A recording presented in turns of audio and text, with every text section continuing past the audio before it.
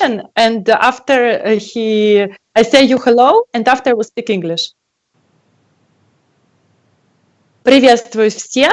Сегодня у нас прямой эфир и интервью с вице-президентом Huawei Technologies Эдвином Диндером.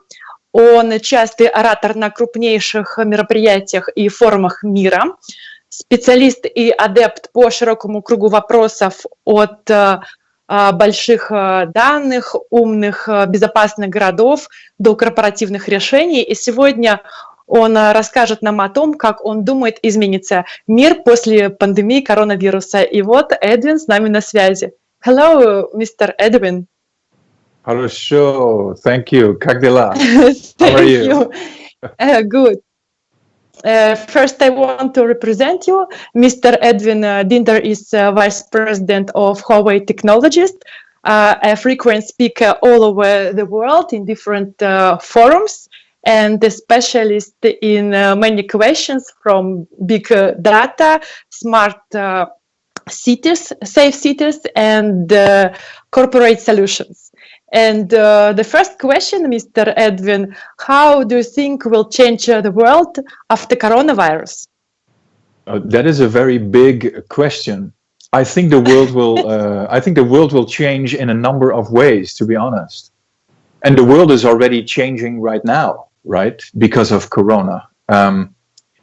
When I was younger, and when I was going to the office in the morning, and in the evening when I came home to my family, I was always taught, and people always tell me, you should not bring your work back home, which means when you come to the house and to your family, you should leave your work at the workplace, and at home you should be in a private place. But now with the coronavirus, we are working from home. We are bringing our work in the home. That's already a tremendous change, and it has a huge impact not only on people who work from home, but also on the family who is around you while you are working from home, because also they maybe work from home, or your children, they learn school matter from the house. So that has a tremendous impact already, and that is a tremendous change. So that's the first one I think we have to recognize, which is changing. The other one, of course, is changing when all the restrictions because of the coronavirus are being lifted, and in some countries, countries are opening up, businesses are opening up, people are going back to the office, which means they now go back to the office, but they don't go back to the same environment. They go back to the same office, but because of the coronavirus, the whole idea of going to the office, as you know, is completely changed, because perhaps now you're coming into the office and they have your temperature checked before you can go in. You have to check into the building, perhaps. You have to leave some certain details behind, just in case maybe someone is found with being symptomatic to COVID. So they'd like to do some research on tracks and case tracing. So going into the building is already a difference. Maybe Mr. you need Edwin. to. Yes. Can I ask you, because you are the first who deal with this problem in China when you was, and it's almost from December, how months? December, January, February, March, April, May, June. How changed your life? So as I said, going back to the office now means I have to wash my hands before I drop or press a button in the elevator. You already start to go to the office. Yes, it's already open. Yeah, not in all countries, but we as a company have different offices worldwide, and some offices already are opened. But we are bringing the work from home routine to the office, which means you're sitting behind the screen. You're not going to meet your colleague. In Vietnam now, but your office in China. My office in China is open, and I am currently in Thailand because the Chinese government currently does not allow people like me who has a residence permit to return to home in China yet. So I work from home, distant from my office in China, in Thailand. I'm in a small apartment, and I'm talking to you right now in the same way how I would normally talk to people in my team, or if I have customer meetings or partner sessions or trainings, that would be the same. But your first question was, how is COVID-19 changing and impacting our work? And I think The first change I mentioned. And the second change is if you go back to the office, where you will not go back to the office in the same way as you did before. Park the car, go into the elevator and open the door. There is too many regulations that you have to follow before you can sit at your desk. And behind your desk, there is another change, I think. If you want to meet your colleague, before COVID-19, you would just stand up and go to your colleague, his office. But now, with COVID-19, I don't think that will happen much. So even if you're in the office, you will talk to your colleague via the computer perhaps, and your PC workplace will have a video screen, so you can do an audio and video talk just like you and I have right now, even though you're in the office. So the world before, during and after COVID is going to change tremendously already. You are the specialist in the smart, safe cities, and maybe Huawei company has some new innovations. Well, regarding the COVID-19 specifically, if we make it more general, Huawei has many solutions for different scenarios and different industries, but we also have solutions for critical communications and critical incidents. For example, solutions that are helping first-line responders if there is a big fire in a city, if there is a major traffic accident in the city, or if the country is perhaps subject to flooding, earthquakes, these very terrible situations. And right now with COVID-19, of course, we have a worldwide pandemic, which is worldwide. And the solutions that we are putting in place for Safe and Smart City help very well also to deal with COVID-19. Our telehealth solution, remote learning solutions, solutions for digital services, so to not make sure that people need to see each other face to face, but see each other from a distance, are examples. But other examples, specifically in some industries, for example, sit with artificial intelligence in healthcare. We already have several solutions that support medical specialists with an artificial intelligent enabled engine to check medical images faster than that the medical specialist himself can do. And with COVID-19, we now see that these kind of solutions are being asked for more and more. And the same goes for capabilities very specific on smartphones. Every smartphone can scan certain codes, but some smartphones can scan so many more and can run different kind of applications parallel and at the same time and have a very high level of computing power. And we see also here that Huawei has very good devices to make sure that connection is always up, that the connection, if more people working from home and now the network at home becomes burdened with too many people making use of it, but still having to make sure that the connection is up, that it doesn't break, that it doesn't slow down, or that all the people in the same house using the same Wi-Fi connection don't break the connection, is also an element where Huawei's solution are showing their benefit, for sure, yeah. And we do this around the clock, worldwide, in almost every country, every home, for every person and every organization. Tremendously new opportunities, actually. And what do you think? Everybody afraid that we will have chips in the body. What do you think? It's fake or really we will get it? Well, I remember when I was younger, I was going to a bar dancing, a discotheque, and one of my friends, and this was in Spain, and one of the people that we met had something injected in his hand, a little thing in his hand that he could swipe at the cash register, and a payment for extra drinks was being made. But that was a little, I don't know, I think that was a chip. That was an example of a chip. My family dog, of course, also has a chip. So whenever we need to take the dog to the vet or to a medical specialist, or if a police officer in the street would like to check, is this your dog? Can you prove it? But we're not dogs. They can scan. No, we're not dogs, but we are part of the world. Just like animals are part of the world. So injecting, having a chip under your skin is not a new thing.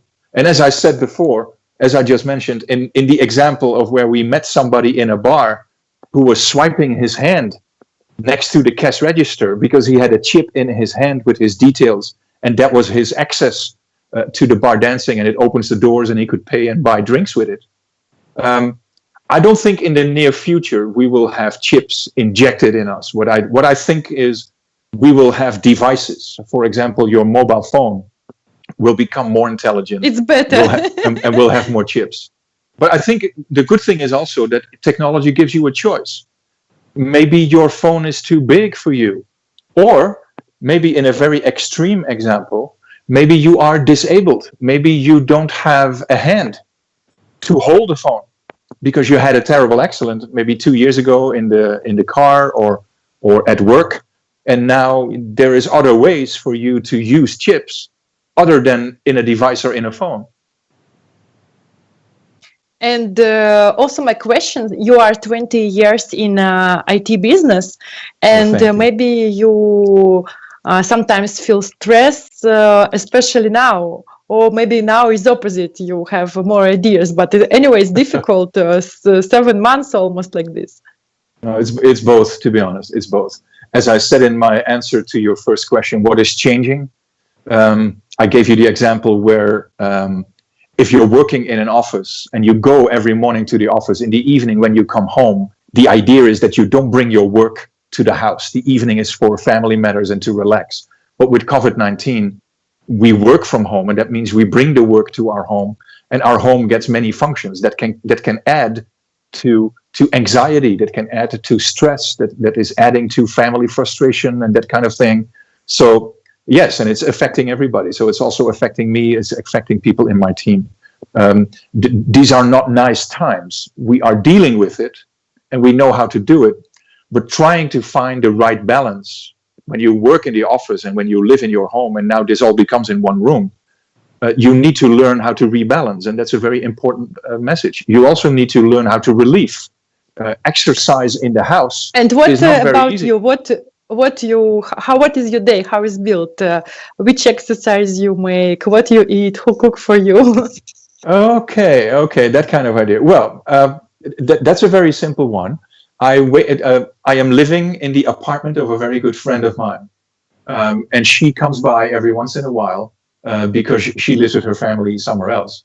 But she knows that I am staying in the family apartment on the other side of the city. So when there's family dinner and they have leftover, then sometimes they bring that on. Sometimes we're driving to supermarkets so I can buy my own grocery and my own vegetable, and then I cook for myself. And because I'm in Thailand, in Bangkok, I can go outside. And also earlier, when the country was locked down, you could go outside, you could go to a restaurant, but you have to order your food outside. Then the chef is preparing the food, he gives it to you, you pay it, and you eat it at home. So it's takeout food, but it's freshly food. Same with street food. You could go to a street vendor, order street food, but you cannot eat it on the street. You have to take it back home. My mornings are very simple. I wake up at 7:30. I rest a little longer, maybe 10 minutes. So I hit the snooze button only once. You not sleep until 12? I don't know because my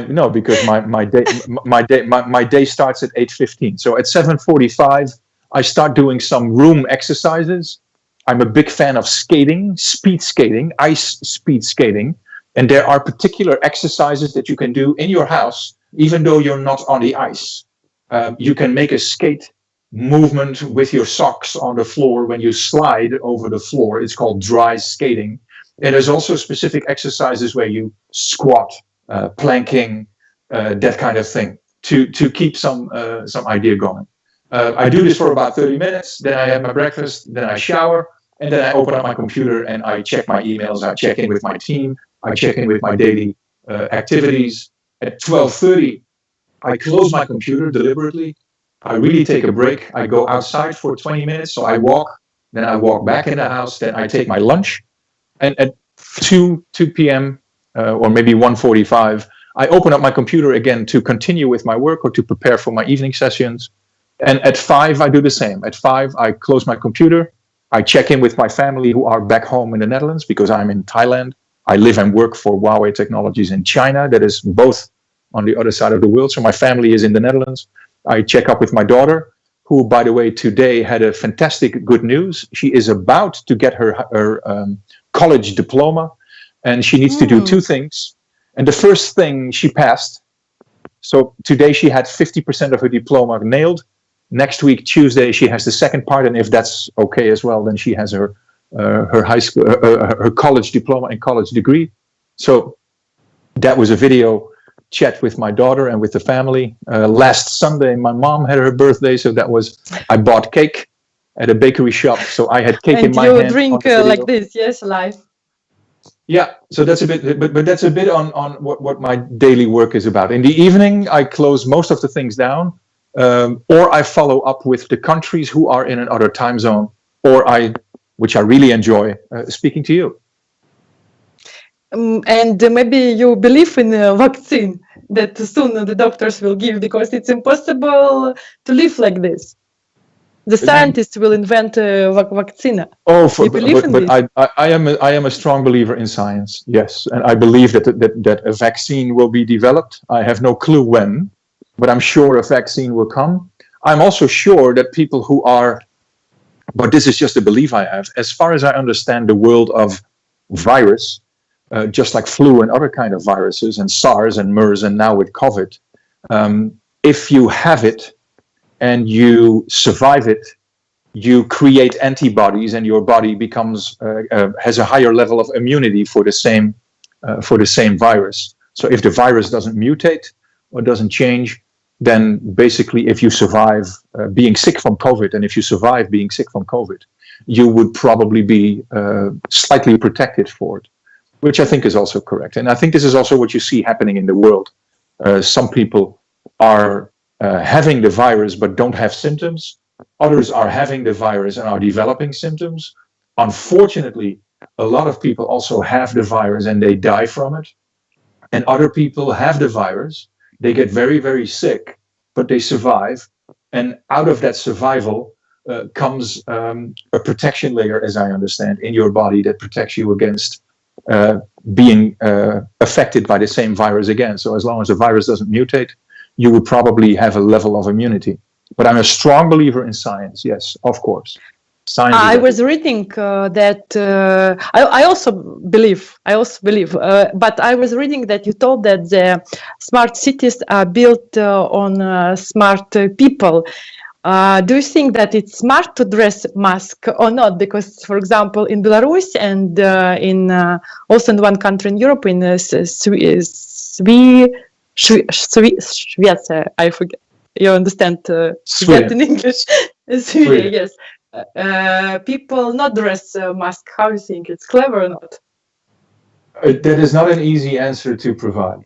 There is many research that says it makes sense to wear a mask. There's also many research that doesn't say it.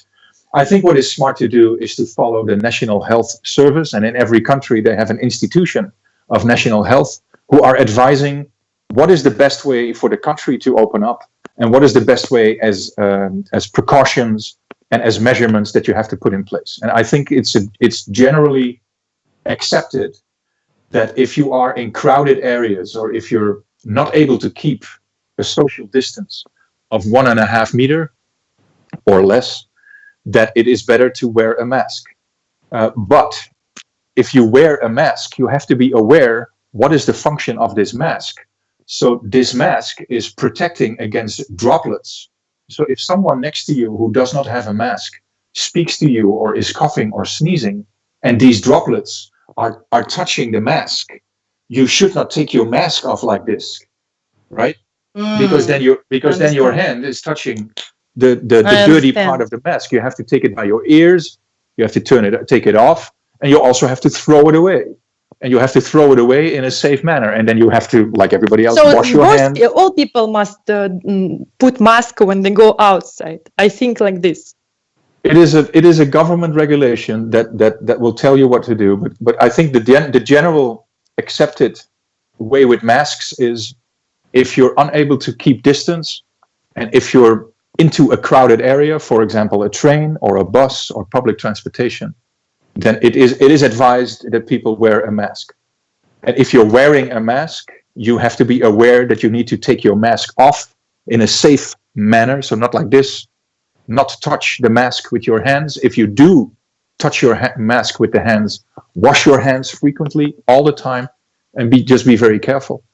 But I think in the house, probably in your house it doesn't make much sense to wear a mask because you're with your same family house, members. Of course, for sure. In the street, for example, in the forest, and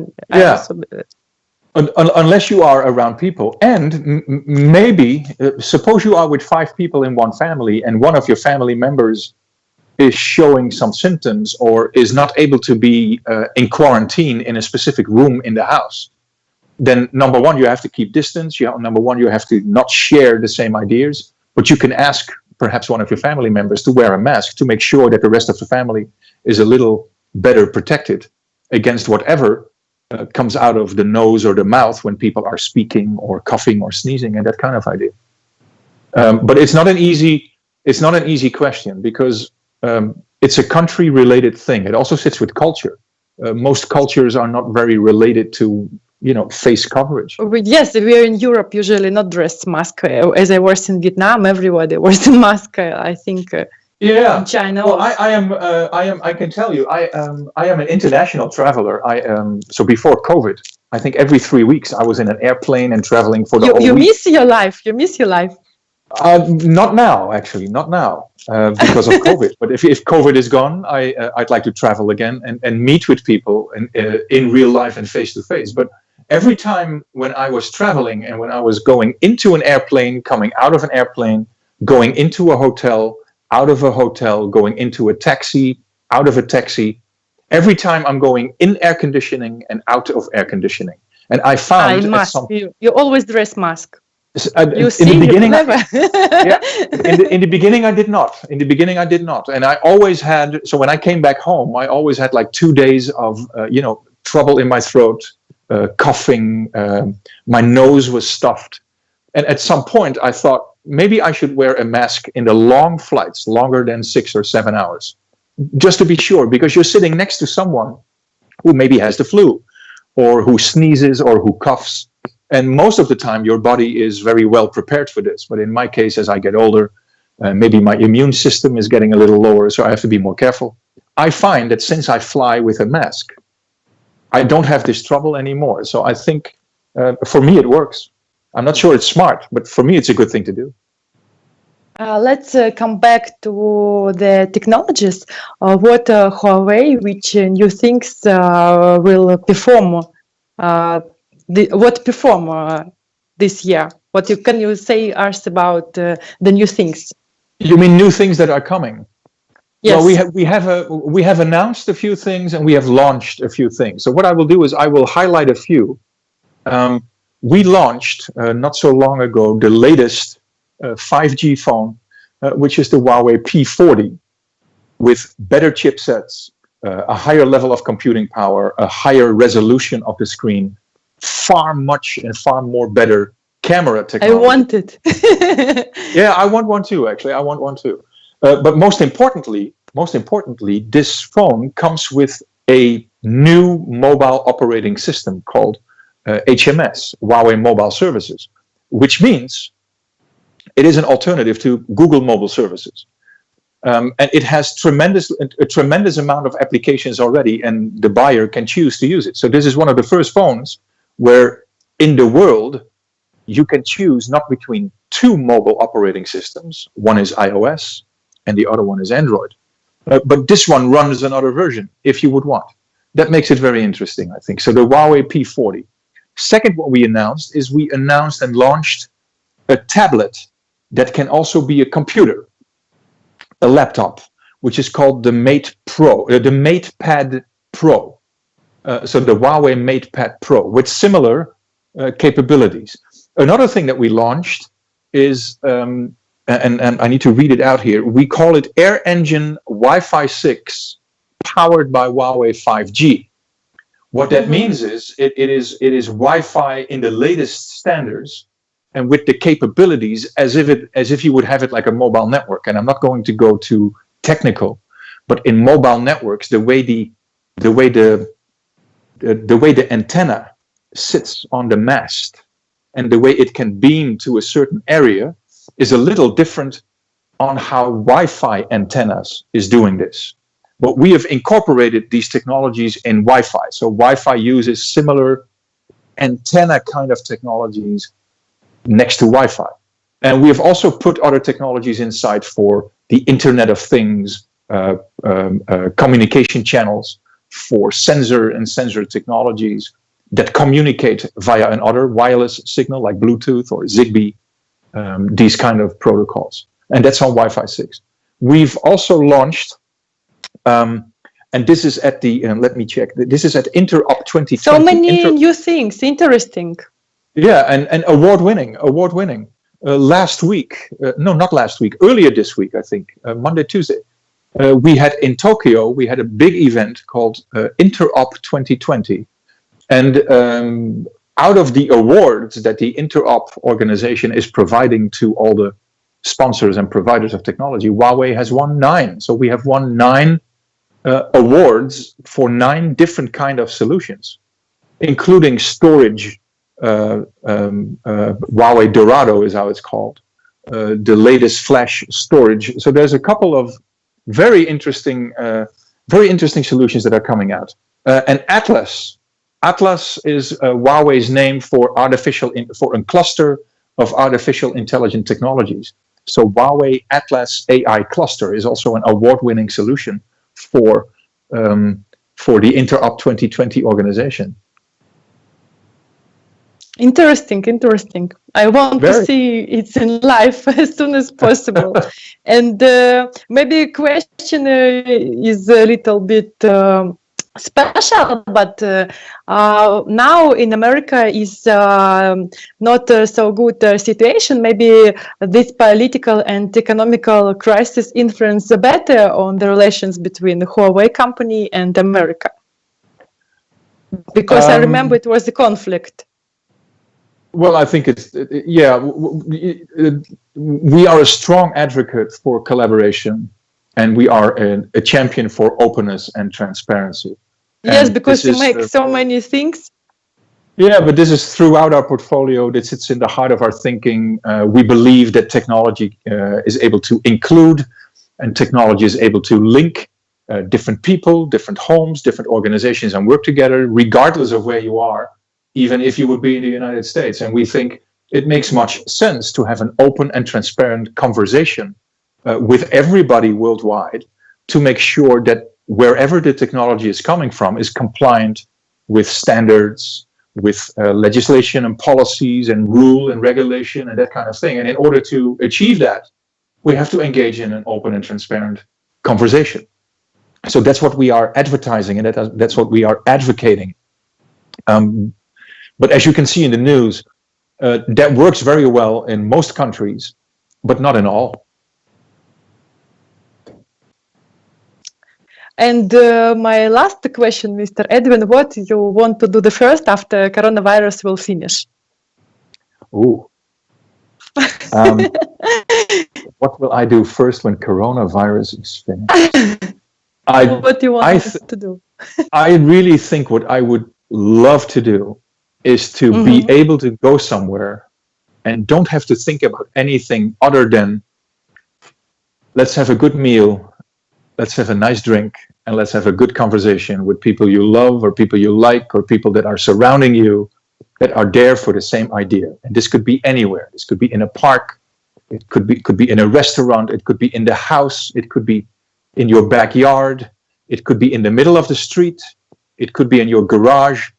But I would love to be able to just go out, meet people, sit down, talk, and share ideas as if there was no corona.